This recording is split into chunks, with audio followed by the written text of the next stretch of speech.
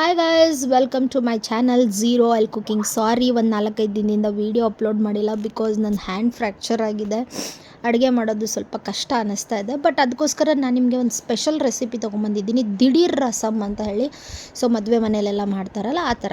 ಒಂದು 4-5 ಇಂಗ್ರೀಡಿಯೆಂಟ್ಸ್ ಮನೇಲಿದ್ದರೆ ಸಾಕು. So first ನಾನಿಲ್ಲಿ 4 ಟೊಮ್ಯಾಟೊ ತೊಗೊಂಡಿದ್ದೀನಿ. ಸೊ ಆ ಟೊಮ್ಯಾಟೋನ ಹೀಗೆ 2 ಭಾಗವಾಗಿ ಕಟ್ ಮಾಡಿಕೊಂಡು, ನೀವು 4 ಭಾಗನೂ ಕಟ್ ಮಾಡ್ಕೋಬೋದು. 2 ಭಾಗವಾಗಿ ಕಟ್ ಮಾಡಿಕೊಂಡು ನಾನಿಲ್ಲಿ ಕುಕ್ಕರಲ್ಲಿ ಹಾಕ್ಕೊತಾ ಇದ್ದೀನಿ. ಸೊ ಕುಕ್ಕರ್ ಅಂದರೆ ನಾನು ಮೂಡಿ ಮುಚ್ಚಿಬಿಟ್ಟು ಇದು ಮಾಡ್ತಾಯಿಲ್ಲ, ಜಸ್ಟ್ ಕುಕ್ಕರಲ್ಲಿ ಬೇಯಿಸ್ಕೊತಾ ಇದ್ದೀನಿ ಅಷ್ಟೇ. ಅದಕ್ಕೆ ಒಂದು 4 ಹಸಿಮೆಣ್ಸಿನ್ಕಾಯಿ ತೊಗೊಂಡಿದ್ದೀನಿ. ನೀವು ಬೇಕಾದರೆ ಒಣಮೆಣ್ಸಿನ್ಕಾಯಿನೂ ಹಾಕ್ಕೋಬೋದು. ಸೊ 1 ಹಿಡಿಯಷ್ಟು ಇಲ್ಲಿ ಕೊತ್ತಂಬರಿ ನಮ್ಗೆ ಅವಶ್ಯಕತೆ ಬೀಳುತ್ತೆ, ಮತ್ತು ಅರಿಶಿನ, ಆಮೇಲೆ ಬೆಳ್ಳುಳ್ಳಿ. ಇದೊಂದು 5-6 ಐಟಮ್ಸ್ ಇದ್ದರೆ ನೀವು ದಿಢೀರಂತ ಯಾರಾದರೂ ಗೆಸ್ಟ್ಗಳು ಬಂದಾಗ ಇದನ್ನು ಮಾಡ್ಬೋದು. ತುಂಬ ಟೇಸ್ಟಿ ಆಗಿರುತ್ತೆ, ಮತ್ತು ನಾನಿಲ್ಲಿ ಎಣ್ಣೆ ಯೂಸ್ ಮಾಡ್ತಾ ಇಲ್ಲ, ಹೆಲ್ದಿ ಕೂಡ ಆಗಿರುತ್ತೆ. ಸೊ ಆರಾಮಾಗಿ ಒಂದು 5 ಮಿನಿಟ್ಸು ಆಗೋಲ್ಲ ಇದನ್ನು ಮಾಡೋಕ್ಕೆ, ಆರಾಮಾಗಿ ನೀವು ಮಾಡ್ಬೋದು. ಸೊ ಅದನ್ನೆಲ್ಲ ಮಿಕ್ಸ್ ಮಾಡಿ ಅದಕ್ಕೆ ನಮಗೆ ಎಷ್ಟು ಲಿಕ್ವಿಡ್ ಬೇಕೋ ಅದನ್ನು ನೋಡಿಕೊಂಡು ಆ ಲಿಕ್ವಿಡ್ನ ಅಡ್ಜಸ್ಟ್ ಮಾಡಿಕೊಂಡು ನೀವಿಲ್ಲಿ ನೀರನ್ನು ಹಾಕಿ ಚೆನ್ನಾಗಿ ಕುದಿಸಿ. ಓಕೆ, ಒಂದು 5 to 6 ಸೆಕೆಂಡ್ಸ್ ಕುದಿಸಿದ್ರೂ ಸಾಕು, ಅದು ಆರಾಮಾಗಿ ಬೆಂದು ಹೋಗಿಬಿಡತ್ತೆ, ಚೆನ್ನಾಗಿ ಬೇಯುತ್ತೆ. ನೋಡಿ, ಇಲ್ಲಿ ನಾನು ಈ ಫುಲ್ ರಸಮ್ನ ಜಸ್ಟ್ 5 ಮಿನಿಟ್ಸಲ್ಲಿ ಮಾಡಿದ್ದೀನಿ. ಸೊ ಅದಕ್ಕೆ ಇದ್ರ ಹೆಸರು ದಿಢೀರ್ ರಸಮ್ ಅಂತ. ಸೊ ಈ ಥರ ಕುದ್ದ ಮೇಲೆ ಗ್ಯಾಸ್ನ ಆಫ್ ಮಾಡ್ಕೊಳ್ಳಿ. ಆಫ್ ಮಾಡ್ಕೊಂಬಿಟ್ಟು ಟೊಮ್ಯಾಟೋದನ್ನು ನಾವು ಸಿಪ್ಪೆನ ಬಿಚ್ಕೋಬೇಕು. ಅದು ಆಪ್ಷನಲ್. ಸಿಪ್ಪೆ ಬಿಚ್ಚಿದ್ರೂ ಬಿಚ್ಚದೇ ಇದ್ರೂ ನಿಮಗೆ ಟೇಸ್ಟಲ್ಲಿ ಏನೂ ಡಿಫ್ರೆನ್ಸ್ ಆಗೋಲ್ಲ. ಸೊ ನೀವು ಸಿಪ್ಪೆ ಬಿಚ್ಚದೇನೂ ಮಾಡಿದ್ರು ಓಕೆ, ಇಲ್ಲಪ್ಪ ನಾನು ಟೊಮ್ಯಾಟೊ ಮೇಲಿನ ಸಿಪ್ಪೆ ಬಿಚ್ಕೊತೀನಂದ್ರೂ ಕೂಡ ನೀವು ಬಿಚ್ಕೋಬೋದು. ನಾನು ಸ್ವಲ್ಪ ಬಿಸಿ ಇದ್ದಾಗ ಇಲ್ಲಿ ಬಿಚ್ತಾ ಇದ್ದೀನಿ, ಯಾಕಂದರೆ ಬೇಗ ಮಾಡಬೇಕು ಅಂತ ಹೇಳಿ. ಇಲ್ಲಾಂದರೆ ಡೈರೆಕ್ಟಾಗಿ ನೀವು ಇದನ್ನು ಐಸ್ ವಾಟರ್ಗೆ ಹಾಕಿ ಕೂಡ ಸಿಪ್ಪೆನ ಬಿಚ್ಕೋಬೋದು, ಅವಾಗ ತಣ್ಣಗಿರುತ್ತೆ, ಬೇಗ ಕೂಡ ಬಿಚ್ಕೊಳ್ಳುತ್ತೆ. ಸೊ ಆಮೇಲೆ ಬೇಯಿಸಿರೋವಂಥ ಕೊತ್ತಂಬರಿ, ಬೆಳ್ಳುಳ್ಳಿ, ಹಸಿಮೆಣ್ಸಿನ್ಕಾಯಿನ ಎಲ್ಲನೂ ಮಿಕ್ಸಿಗೆ ಹಾಕ್ಕೊತಾ ಇದ್ದೀನಿ.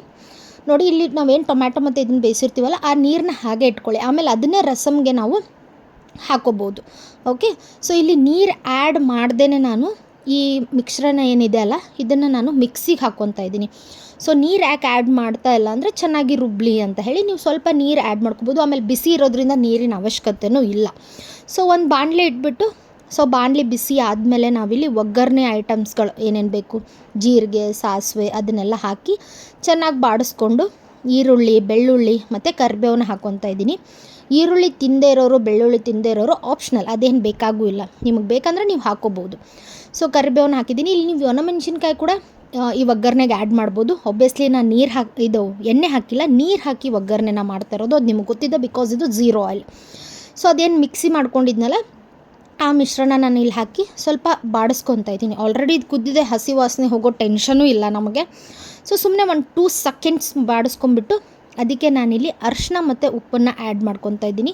ಸೊ ನಾನು ಮಿಕ್ಸಿಗೆ ಹಾಕಬೇಕಾದ್ರೆ ಉಪ್ಪು ಹಾಕಿರಲಿಲ್ಲ, ಅದಕ್ಕೆ ಇಲ್ಲಿ ಹಾಕ್ಕೊತಾ ಇದ್ದೀನಿ. ಅದ್ರ ಜೊತೆಗೆ ನಮ್ಮ ಉತ್ತರ ಕರ್ನಾಟಕ ಸ್ಪೆಷಲ್ ಮಸಾಲೆ ಖಾರನ ಕೂಡ ನಾನಿಲ್ಲಿ ಆ್ಯಡ್ ಮಾಡ್ಕೊತಾ ಇದ್ದೀನಿ. ಸೊ ಯಾಕಂದರೆ ಮಸಾಲೆ ಖಾರ ಒಂಥರ ಟೇಸ್ಟ್ ಬರುತ್ತೆ. ಸೊ ಅದಕ್ಕೋಸ್ಕರ ನೀವು ಬೇಕಾದರೆ ಇಲ್ಲ ಅಂದರೆ ಅಚ್ಚ ಖಾರದ ಪುಡಿ, ಧನಿಯಾ ಪುಡಿ, ಜೀರಿಗೆ ಪೌಡ್ರ್ ಇದನ್ನೆಲ್ಲ ಹಾಕೋಬೋದು. ನಮ್ಮ ಮಸಾಲೆ ಖಾರದಲ್ಲಿ ಇದು ಆಲ್ರೆಡಿ ಎಲ್ಲ ಇನ್ಕ್ಲೂಡೆಡ್ ಇರುತ್ತೆ. ಸೊ ಇದಕ್ಕೆ ನಾನು 1 ನಿಂಬೆ ಹಣ್ಣಿನ ಗಾತ್ರದ ಹುಣಸೆ ಹಣ್ಣಿನ ರಸನ ನಾನಿಲ್ಲಿ ಆ್ಯಡ್ ಮಾಡ್ಕೊತಾ ಇದ್ದೀನಿ. ಸೊ ಈ ಹುಣಸೆ ಹಣ್ಣಿನ ರಸ ಎಲ್ಲ ಬೆಂದ ಮೇಲೆ ಅಂದರೆ ಈ ಹುಣಸೆ ಹಣ್ಣು ಸ್ವಲ್ಪ ಹಸಿ ವಾಸನೆ ಹೋಗೋ ಥರ ನೀವಿಲ್ಲಿ ಬೆಲ್ಲ ಆ್ಯಡ್ ಮಾಡ್ಕೊಳ್ಳೋದೇನು ಅವಶ್ಯಕತೆ ಇಲ್ಲ. ನನಗೆ ಉಪ್ಪು ಸ್ವಲ್ಪ ಕಮ್ಮಿ ಅನ್ನಿಸ್ತು, ಸೊ ಅದಕ್ಕೆ ಮತ್ತೆ ನಾನಿಲ್ಲಿ ಉಪ್ಪನ್ನ ಆ್ಯಡ್ ಮಾಡ್ಕೊಂಡಿದ್ದೀನಿ. ಇದೇ ಥರ ಒಂದು 2 to 3 ಸೆಕೆಂಡ್ಸ್ ಕೈ ಆಡಿಸಿದ್ರೆ ಸಾಕು. 1 ಅಥವಾ 1.5 ಕುದಿ, ಇಲ್ಲ 2 ಕುದಿ ಬಂದರೆ ಸಾಕು, ಚೆನ್ನಾಗಾಗುತ್ತೆ. ಸೊ ಇದು 2-3 ಕುದಿ ಬರೋವರೆಗೂ ಬೇಕಾದರೂ ನೀವು ಇಟ್ಕೋಬೋದು. ಸ್ವಲ್ಪ ಬೆಂದಿರೋದು ಬೇಕು ಅನ್ನೋರಿಗೆ 3 ಕುದಿ ಆದರೆ ಓಕೆ. ಸೊ ಇದಾದಮೇಲೆ ನಾನು ಅದೇ ಮಿಕ್ಸಿಯಲ್ಲಿ ರುಬ್ಕೊಂಡಿದ್ನಲ್ಲ ಅದಕ್ಕೆ ಕುಕ್ಕರಲ್ಲಿರೋ ನೀರು, ಅದೇ ಟೊಮ್ಯಾಟೋದು ಬೇಯಿಸ್ಕೊಂಡಿರೋ ನೀರನ್ನ ಹಾಕಿ ನಾನಿಲ್ಲಿ ರಸಮ್ಗೆ ಬೇಕಾಗಿರುವಂಥ ಲಿಕ್ವಿಡ್ ಕನ್ಸಿಸ್ಟೆನ್ಸಿನ ನಾನು ಆ್ಯಡ್ ಮಾಡ್ಕೊತಾ ಇದ್ದೀನಿ. ಅದಾದಮೇಲೆ ನೀವು 2-3 ನಿಮಿಷ ಬೇಯಿಸಿದರೆ ಸಾಕು. ಸೊ ಚೆನ್ನಾಗಿ ಅದೇ 2 ಕುದಿ ಬರಲೇಬೇಕು. ಸೊ ಅವಾಗ 2-3 ಕುದಿ ಬಂದ ತಕ್ಷಣವೇ ನೋಡಿ ಈ ಥರ ಕನ್ಸಿಸ್ಟೆನ್ಸಿಗೆ ಬರುತ್ತೆ. ನಾನು ನಿಮಗೆ ತೋರಿಸ್ತಾ ಇದ್ದೀನಿ. ನಿಮಗೆ ಎಷ್ಟು ಲಿಕ್ವಿಡ್ ಕನ್ಸಿಸ್ಟೆನ್ಸಿ ಬೇಕೋ ಆ ಥರ ನೀವು ಅಡ್ಜಸ್ಟ್ ಮಾಡ್ಕೊಳ್ಳಿ. ಸೊ ನಿಮ್ಮ ಮನೇಲಿ ಎಷ್ಟು ಜನ ಇದ್ದೀರಾ ಆ ಥರ, ನಾವಿಲ್ಲಿ 3 ಜನಕ್ಕೆ ಪ್ರಿಪೇರ್ ಮಾಡ್ತಾ ಇರೋದ್ರಿಂದ ಇಷ್ಟು ಸಾಕು ನಮಗೆ. ಸೊ ನಾನು ಈ ಥರ ಲಿಕ್ವಿಡ್ ಕನ್ಸಿಸ್ಟೆನ್ಸಿನ ಮಾಡ್ಕೊಂಡಿದ್ದೀನಿ. ನಿಮಗೆ ಈರುಳ್ಳಿ ಬೇಡ ಅಂದರೆ ನಾನು ಆಲ್ರೆಡಿ ಹೇಳಿದ್ನಲ್ಲ, ಈರುಳ್ಳಿನ ಯೂಸ್ ಮಾಡ್ಕೋಬೇಡಿ. ಸೊ ಆರಾಮಾಗಿ ಇದಕ್ಕೆ ನೀವು ಯಾರ್ಯಾರು ತುಪ್ಪ ತಿಂತೀರೋ ತುಪ್ಪನ ಆ್ಯಡ್ ಮಾಡ್ಕೋಬಹುದು. ಸೊ ಇದಕ್ಕೆ ಸ್ವಲ್ಪ ನಾನು ಕೊತ್ತಂಬರಿ ಸೊಪ್ಪನ್ನ ಇಲ್ಲಿ ಆ್ಯಡ್ ಮಾಡ್ಕೊಂಡಿದ್ದೀನಿ, ಚೆನ್ನಾಗಿ ಘಮ ಬರುತ್ತೆ. ಸೊ ಬೇಕಾದರೆ ಬಿಸಿ ಬಿಸಿ ಅನ್ನಕ್ಕೆ ತುಪ್ಪ ಹಾಕ್ಕೊಂಡು ಈ ರಸನ ಹಾಕ್ಕೊಂಡು ತಿನ್ಬೋದು. ತುಪ್ಪ ತಿನ್ನದೇ ಇರೋರು ನಂತರ ಝೀರೋ ಆಯಿಲ್ ಫುಲ್ ಝೀರೋ ಇದನ್ನು ಮಾಡ್ತಾ ಇರೋರು ಹಾಗೆ ಕೂಡ ತಿನ್ಬೋದು. ಸೂಪರಾಗಿರುತ್ತೆ.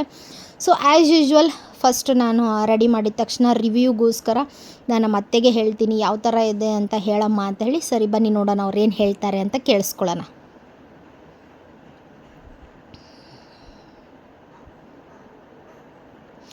ಇದೇ ಥರ ಹೆಲ್ದಿ ರೆಸಿಪಿಗಾಗಿ ಹೆಲ್ತ್ಗೋಸ್ಕರ ನನ್ನ ಚಾನಲ್ನ ಫಾಲೋ ಮಾಡೋದು, ಸಬ್ಸ್ಕ್ರೈಬ್ ಮಾಡೋದನ್ನ ಮರಿಬೇಡಿ. Thank you so much. ಮತ್ತು ಸ್ವಲ್ಪ ಪ್ರೀತಿಯಿಂದ ಅಡುಗೆ ಮಾಡಿದ್ರೆ ಎಂಥ ಅಡುಗೆನೂ ಕೂಡ ಸೂಪರಾಗಿರುತ್ತೆ.